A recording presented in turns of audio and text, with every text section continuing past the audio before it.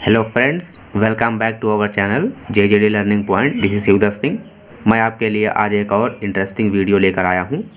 IUPAC naming in coordination compound. बहुत ही आसान तरीके से और टॉपिक को समराइज करके मैं आपको एक्सप्लेन करने का प्रयास करूंगा। यहाँ पर केवल ये 4 रूल आप सीख लीजिए और मोस्टली कोऑर्डिनेशन कंपाउंड के IUPAC नेम आप बहुत ही आसानी से सॉल्व कर देंगे। तो चलिए बिना टाइम वेस्ट किए स्टार्ट करते हैं कि कैसे IUPAC नेमिंग करेंगे, उनके रूल्स क्या हैं। हेडिंग है दोस्तों यहाँ पर उप सह संयोजन यौगिकों में IUPAC नामकरण, IUPAC naming in coordination compound.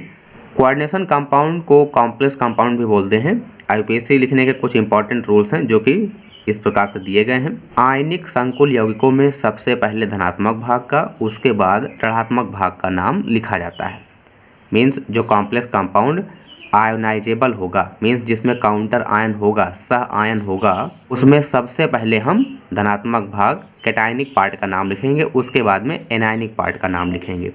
तो जैसे कि नेमिंग इनका कैसे करेंगे, साधारण साल्ट की तरह, सिंपल साल्ट की तरह। एक एग्जांपल यहाँ पर है NaCl। NaCl में सोडियम जो कि पॉजिटिव पार्ट होता है, तो क्लोराइड नेगेटिवली पार्ट होता है। तो सोडियम क्लोराइड पहले पॉजिटिवली पार्ट लिखेंगे और फिर नेगेटिवली पार्ट लिखा जाएगा साल्ट के नेमिंग में। यहाँ पर एग्जांपल दिया गया है K4 square bracket FeCN whole 6 square bracket close.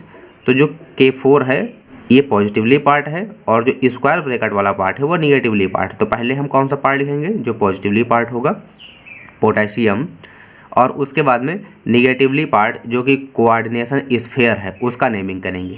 तो दोस्तों मैं आपको बता कि अभी आप रूल नंबर फर्स्ट पढ़ रहे हैं, सारे रूल्स अभी आपने अप्लाई नहीं किए हैं, केवल यही सीखा है कि पहले पॉजिटिव पार्ट का नाम लिखेंगे, उसके बाद निगेटिव पार्ट का नाम लिखेंगे। और यहाँ पर इसका कंप्लीट नाम हमने लिख रखा है कि कंप्लीट नाम क्या होगा, पोटेशियम हेक्सासाइनाइडोफेरेट सेकेंड इसका IUPAC नेम होगा। दूसरा पार्ट यहाँ पर देख लीजिए, square bracket CONH3 whole 4 Cl2 square bracket close Cl। अब यहाँ पर जो पॉजिटिवली पार्ट है वो स्क्वायर ब्रैकेट वाला पार्ट है जिसको हम बोलते हैं कोऑर्डिनेशन स्फीयर, और जो बाहर पार्ट लिखा होता है उसको बोलते हैं काउंटर आयन। यहाँ पर कोऑर्डिनेशन स्फीयर पहले है तो वो पॉजिटिवली पार्ट होगा और जो काउंटर आयन है वो निगेटिवली पार्ट होगा। तो सबसे पहले हम कोऑर्डिनेशन स्फीयर का नेम लिखेंगे। और यहाँ पर 2 टाइप के लिगेंड हैं, एमीन और क्लोराइडो। तो सबसे पहले हम किसका लिखेंगे, जिसका अल्फ़ाबेटिकल ऑर्डर में नेमिंग पहले आएगा उसका नेमिंग किया जाएगा। तो एमीन पहले आएगा, उसके बाद क्लोराइडो। टेट्रा एमीन डाइक्लोराइडो कोबाल्ट, और ऑक्सीडेशन नंबर क्लोरीन के -1 होता है, 3 क्लोरीन एटम्स है तो -3 होगा, और टोटल जब आप सॉल्व कर लेंगे तो +3 आ जाएगा। Third chloride, tetra ammine dichlorido cobalt third chloride. यहाँ पर हमने नोट करके एक एग्जाम्पल एक्सप्लेन कर रखा है, उसको आप डिटेल में सीख लीजिए। स्क्वायर ब्रैकेट के बाहर जो भी पार्ट लिखा होगा उसको हम बोलेंगे काउंटर आयन, चाहे पहले लिखा हो या फिर बाद में लिखा हो। और स्क्वायर ब्रैकेट वाले पार्ट को हम बोलते हैं कोऑर्डिनेशन स्फीयर। कोऑर्डिनेशन स्फीयर के अंदर जैसे ही मूव करेंगे तो एक मेटल मिलेगी और उस मेटल को बोलते हैं सेंट्रल मेटल एटम, केंद्रीय धातु परमाणु। और उससे जो अटैच होंगे एलिमेंट्स या ग्रुप ऑफ एलिमेंट्स उसको हम बोलते हैं लीगेंड। तो यहाँ पर CN क्या है, एक्ट एज लीगेंड, और इसका जो नंबर होगा वो इंडिकेट करता है कोऑर्डिनेशन नंबर को। कोऑर्डिनेशन नंबर अगर मोनोडेंटेट लीगेंड है तो जो नंबर होगा वही मेटल का कोऑर्डिनेशन नंबर हो जाएगा। लेकिन अगर लीगेंड बाइडेंटेट है या ट्राइडेंटेट है तो उसके नंबर में उसके डेंटेट कैरेक्टर से मल्टीप्लाई करके आप उसके कोऑर्डिनेशन नंबर इजीली फाइंड कर सकते हैं।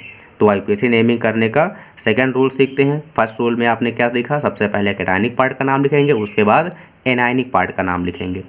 रूल नंबर 2 क्या है, रूल नंबर 2 आपको ये सिखाएगा कि स्क्वायर ब्रैकेट का नेमिंग कैसे करेंगे, स्क्वायर ब्रैकेट उप सहसंयोजन मंडल का नामकरण कैसे करेंगे। सबसे पहले आप क्या लिखेंगे, नंबर ऑफ लीगेंड, लीगेंड का नंबर लिखेंगे हेक्सा, उसके बाद नेम ऑफ लीगेंड साइनाइडो, उसके बाद name of central metal atom ferrate, और उसके बाद में ऑक्सीडेशन नंबर हो जाएगी सेंट्रल मेटल एटम की। रूल नंबर 3 देख लेते हैं। रूल नंबर 3 लीगेंड के नेमिंग को यहाँ पर एक्सप्लेन करता है, और लीगेंड के नेमिंग को कैसे लिखेंगे अच्छी तरह से उसको भी सीख लीजिए।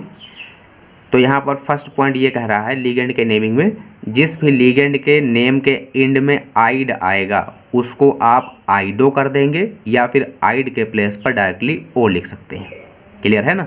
जैसे कि एग्जांपल यहाँ पर दिया गया है Cl negatively charge chloride ion, ide ido लिखेंगे, क्लोराइडो या फिर क्लोरो, ब्रोमाइड को ब्रोमाइडो या फिर ब्रोमो, हाइड्रोक्साइड को हाइड्रोक्सो या फिर हाइड्रोक्साइडो लिखेंगे, साइनाइड को साइनाइडो या साइनो लिखेंगे, आइसोसाइनाइड को आप क्या लिखेंगे आइसोसाइनाइडो या आइसोसाइनो, थायोसाइनाइडो को आप क्या लिखेंगे थायोसाइनाइडो या फिर थायोसाइनो।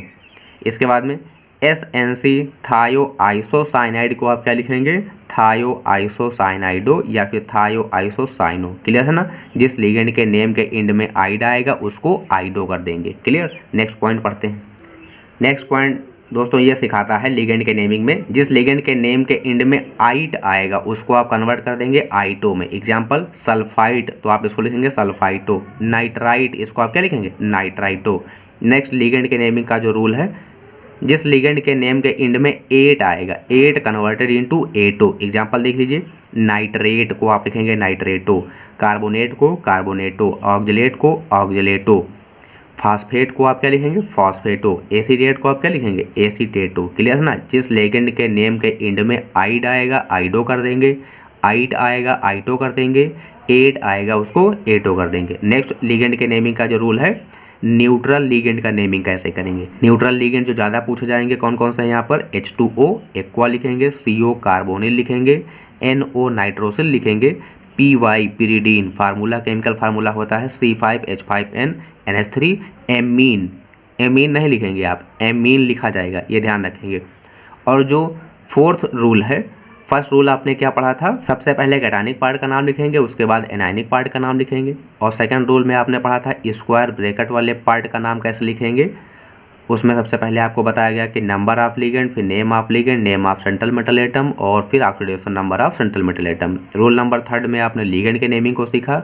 रूल नंबर 4 क्या कह रहा है। रूल नंबर 4 में ये बताया जाएगा कि अगर कॉम्प्लेक्स कंपाउंड कैटायनिक है या न्यूट्रल है तो सेंट्रल मेटल एटम के नेम में कोई चेंज नहीं करेंगे। जैसे Fe मिलेगा तो आयरन लिखेंगे, लेकिन अगर कॉम्प्लेक्स कंपाउंड एनायनिक होता है तो सेंट्रल मेटल नेम के एंड में एट ऐड करेंगे। यहाँ पर Fe को फेरेट लिखा जाएगा। बहुत ही बेहतर ढंग से समराइज करके आपको बताया गया है, लर्न कर लीजिए और जितने भी कंपाउंड आपको मिलेंगे मोस्टली आप सॉल्व कर लेंगे यहाँ से। तो सेंट्रल मेटल एटम का नेम कैसे करेंगे।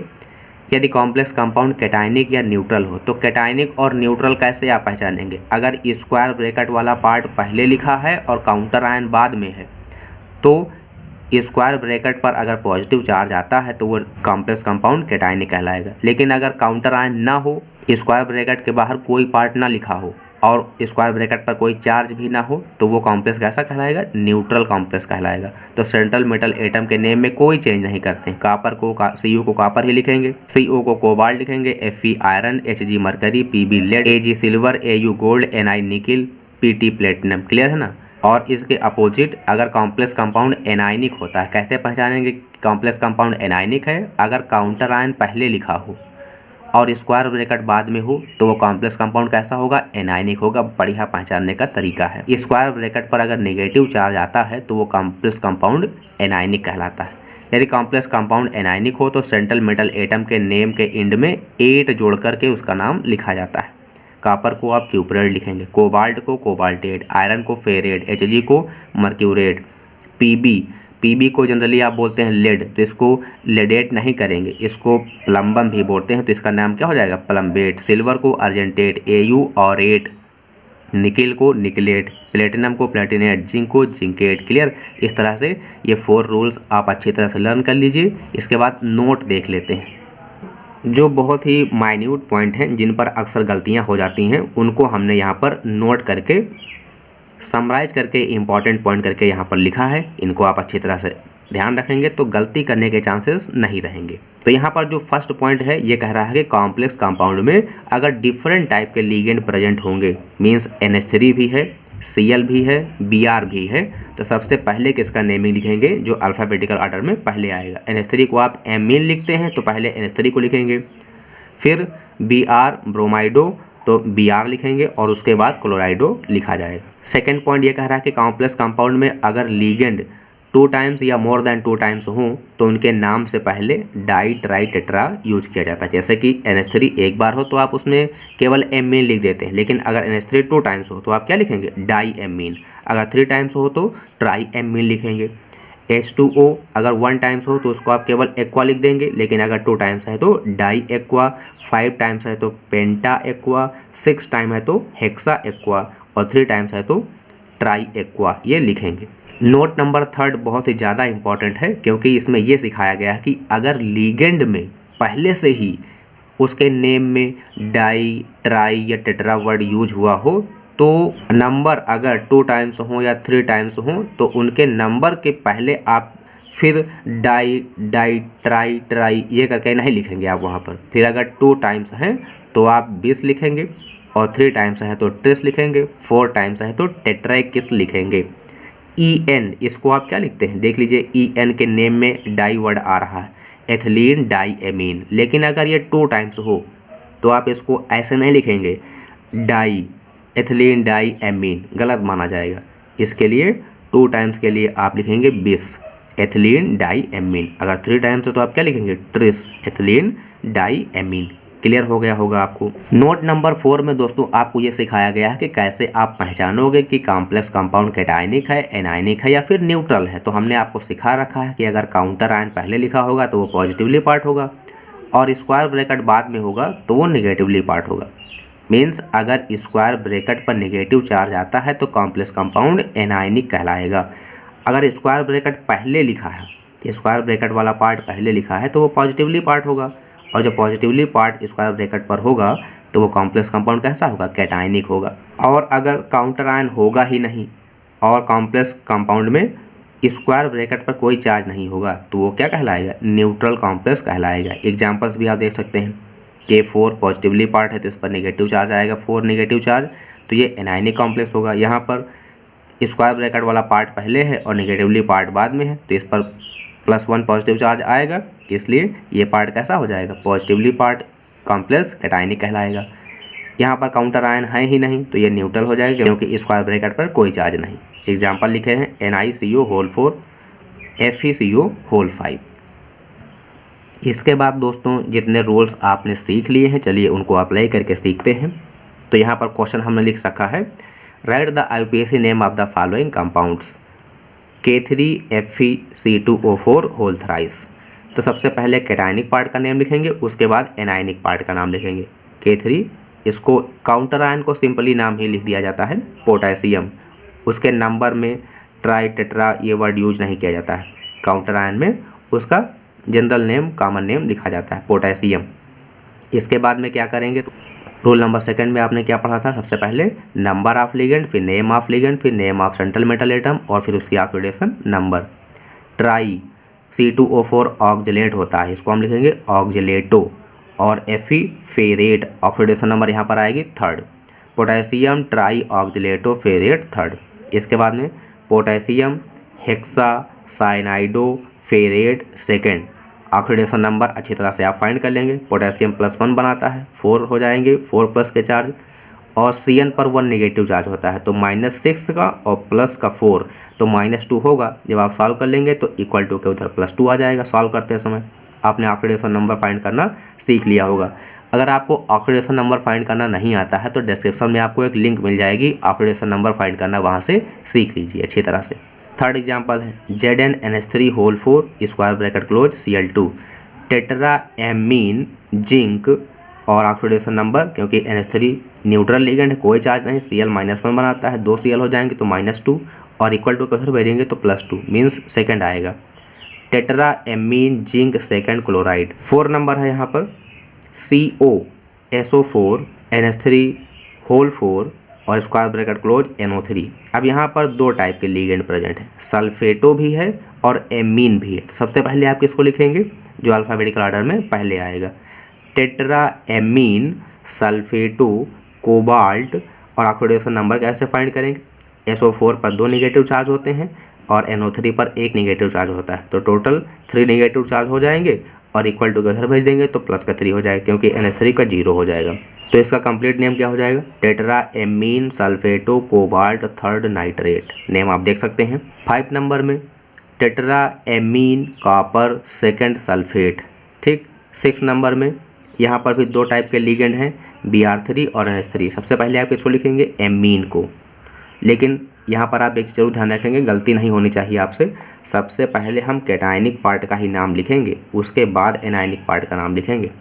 पोटेशियम एमीन ट्राईब्रोमाइडो प्लेटिनेट, और यहाँ पर ऑक्सीडेशन नंबर होगा सेकंड, क्योंकि पोटेशियम का प्लस का 1 और Br3 यहाँ पर माइनस का 3 हो जाएगा, -2 बचेगा, इक्वल टू उधर भेज देंगे, प्लस का 2 आ जाएगा। Potassium amine tribromido platinate second. अगर एनायनिक कॉम्प्लेक्स है तो सेंट्रल मेटल एटम के नेम के एंड में 8 जोड़ेंगे, आपने सीखा है अभी रूल नंबर 4 में। 7 number COEN2Cl2, ethylene die amine E से स्टार्ट होता है और क्लोराइड C से स्टार्ट होता है। सबसे पहले क्लोराइड को लिखेंगे डाई क्लोराइडो, लेकिन एथिलीन डाई एमीन 2 टाइम्स है तो आप क्या लिखेंगे? 20 di chlorido 20 ethylene die amine cobalt third chloride. Clear हो गया होगा आपको।